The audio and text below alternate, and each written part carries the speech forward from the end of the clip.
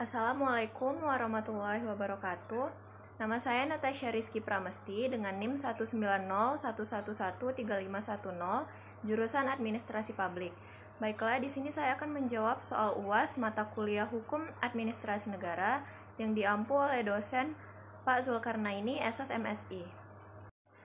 Baiklah, untuk soal pertama yaitu adalah apa urgensinya mempelajari hukum administrasi negara. Jadi, hukum administrasi negara adalah suatu hukum yang mengatur tentang bagaimana penyelenggaraan organisasi pemerintahan dan bagaimana bersikap kepada masyarakat luas dan juga organisasi lainnya. Hal ini sangat diperlukan untuk memelihara hubungan negara dengan masyarakat dan juga lembaga negara lain. Hukum administrasi negara termasuk ke dalam hukum publik yang mengatur hubungan antara pemerintah dengan rakyatnya. Tentu saja hukum ini sangat diperlukan, terutama dalam proses pembentukan negara yang sejahtera. Karena salah satu syarat bagi suatu negara untuk dapat menjadi maju dan sejahtera adalah ketika sistem administrasi negaranya bisa berperan aktif, sehingga bisa membantu rakyat yang hidup dalam negara tersebut. Kemudian, hukum administrasi negara dapat pula dijadikan sebagai dasar dari penyelenggaraan kehidupan berbangsa dan bernegara, dengan pelayanan yang diberikan untuk masyarakat dengan jujur dan juga tulus. Tentunya konsep ini harus diaplikasikan secara konsisten untuk mendapatkan manfaat terciptanya kedisiplinan yang akan menjaga pemerintahan suatu negara dari segala bentuk kecurangan. Hukum administrasi negara atau HAN berperan dalam mengatur, membatasi, dan menguji hubungan hukum warga negara dan juga aparatur negara. Hal ini akan dapat membentuk suatu ketertiban umum yang membuat masyarakat serta lembaga negara menjadi harmonis dan juga teratur. Maka atas dasar hal-hal yang telah saya jelaskan tersebut, dapat ditarik sebuah kesimpulan bahwa penting dalam mempelajari hukum administrasi negara. Menjalankan roda pemerintahan itu tidaklah mudah. Untuk itu diperlukan pemahaman yang baik, serta adanya hukum yang menjadi dasar dalam penyelenggaraannya. HAN sendiri berisi segala hal mengenai tugas-tugas lembaga negara yang menjadi pedoman bagi mereka untuk menjalankan kewajibannya. Maka dengan mempelajari HAN dapat berguna untuk mencegah maladministrasi, serta dapat memberikan kesempatan bagi sebuah negara untuk bisa menjadi lebih baik lagi, sesuai dengan prinsip kehidupan berbangsa dan bernegara yang dimilikinya. Rakyat dan negara pun bisa mendapatkan jaminan perlindungan yang lebih baik lagi. Baiklah, selanjutnya soal kedua yaitu peran HAN sebagai subsistem sistem hukum nasional adalah mengatur, membatasi, dan menguji hubungan hukum warga negara dan aparatur negara. Uraikan maksudnya. Nah, jadi secara umum, hukum administrasi negara dapat didefinisikan sebagai suatu hukum yang mengatur tentang bagaimana penyelenggaraan organisasi pemerintahan dan bagaimana bersikap kepada masyarakat luas dan juga organisasi lainnya. De la Basecorchan mengatakan bahwa hukum administrasi negara adalah himpunan peraturan-peraturan tertentu yang menjadi sebab dari suatu negara berfungsi atau bereaksi. Dengan demikian, peraturan-peraturan itu mengatur hubungan-hubungan antara warga negara dengan pemerintahannya. Sir W. Ivor Jennings juga mengemukakan bahwa hukum administrasi negara adalah hukum yang berhubungan dengan administrasi negara. Hukum ini menentukan organisasi, kekuasaan, dan tugas-tugas dari pejabat-pejabat administrasi. Nah, maka dari definisi yang dikemukakan para ahli tersebut dapat ditarik kesimpulan bahwa keberadaan HAN berperan untuk mengatur wewenang, tugas, dan fungsi administrasi negara. Di samping itu juga berperan untuk membatasi kekuasaan yang diselenggarakan oleh administrasi negara. Hal ini menyebabkan HAN menjadi sarana bagi para aparatur negara dalam mengatur dan juga mengendalikan warga negara.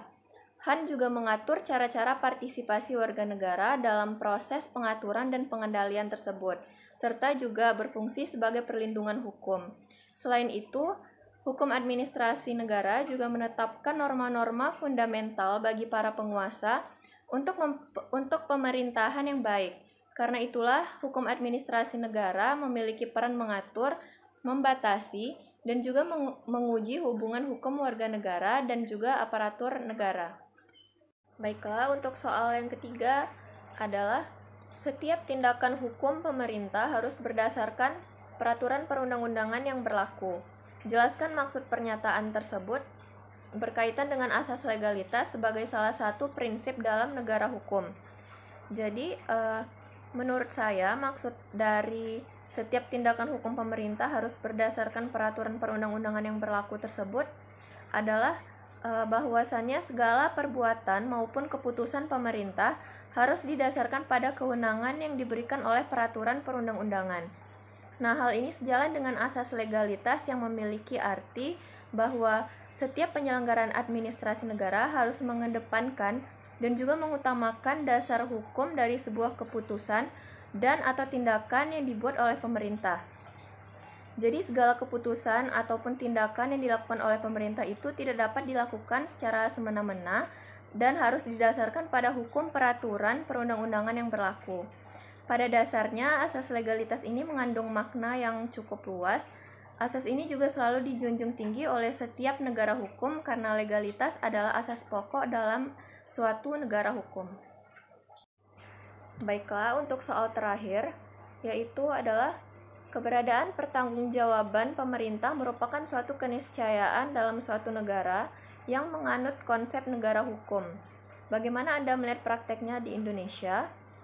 Jadi pengertian tanggung jawab pemerintahan secara umum adalah kewajiban penataan hukum dari negara atau pemerintah atau pejabat pemerintah ataupun pejabat lain yang menjalankan fungsi pemerintahan sebagai akibat dari adanya suatu keberatan, gugatan, judicial review yang diajukan oleh seseorang, masyarakat, badan hukum perdata, baik melalui penyelesaian pengadilan atau di luar pengadilan untuk pemenuhan berupa misalnya yang pertama seperti pembayaran sejumlah uang, contohnya seperti subsidi, ganti rugi, tunjangan, dan sebagainya.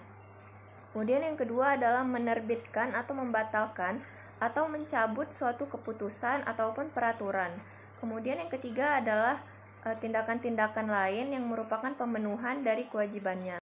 Sementara itu, di Indonesia sendiri, pertanggungjawaban pemerintah Indonesia itu diwujudkan dengan adanya lembaga peradilan yang dapat mengontrol dan juga meminta pertanggungjawaban pemerintahan, baik dari segi hukum perdata maupun tata usaha negara. Kemudian terdapat juga kontrol dari lembaga non-judisial seperti Ombudsman Republik Indonesia, yang mana mereka dapat meminta pertanggungjawaban pemerintah yang telah melakukan maladministration ataupun menunjukkan sikap atau tindakan yang merugikan masyarakat. Jadi penyelenggaraan beberapa lembaga seperti halnya Ombudsman Republik Indonesia, KPKPN, dan juga Komisi Informasi atau lembaga-lembaga lainnya yang sejenis dengan lembaga tersebut sesungguhnya telah mengarah kepada upaya ditegakkannya prinsip governmental liability dalam penyelenggaraan pemerintahan Indonesia. Oleh karena itu, apabila dilihat dari aspek pengawasan, maka secara umum prinsip pertanggungjawaban pemerintahan ini sudah dapat dikatakan memadai. Kemudian selain dari lembaga-lembaga kontrol terhadap penegakan pertanggungjawaban pemerintahan ini, dalam peraturan perundang-undangan pun dikenal bentuk pertanggungjawaban pemerintahan, misalnya seperti pertanggungjawaban pemerintah dalam memberikan ganti rugi seperti yang terdapat dalam pasal 4 ayat 2 huruf C dan juga pasal 26 Undang-Undang Nomor 24 Tahun 1992 tentang penataan ruang.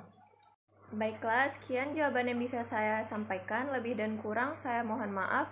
Wabillahi taufiq wal hidayah. Wassalamualaikum warahmatullahi wabarakatuh.